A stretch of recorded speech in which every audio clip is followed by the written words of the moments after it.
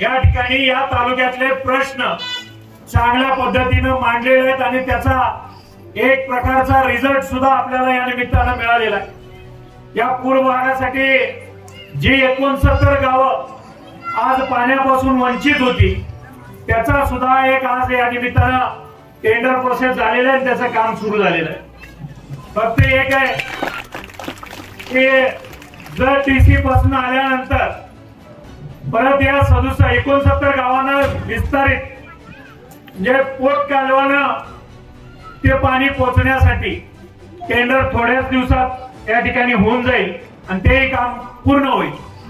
पण त्याला लागणारा वेळ आणि काळ जर बघितला तर कालच मी कर्नाटकाच्या मंत्र्यांना आणि सचिवांना तिथे भेटून आलो। आज सकाळीच मी इथं आलो की माझी भूमिका अशी आहे की जे कर्नाटक गव्हर्नमेंटला आतापर्यंत दिलेलं पाणी या 2016 ते 2021 पर्यंत जे कर्नाटक गव्हर्नमेंटला दिलेलं पाणी आहे ते पाणी या पूर्व भागातल्या दुबची बबलेश्वर योजनेतून या आमच्या पूर्व भागाला मिळावं अशा पद्धतीची मागणी आज वारंवार विधिमंडळात मी केलेली आहे आणि कर्नाटक गव्हर्नमेंट मध्ये केलेले आहे।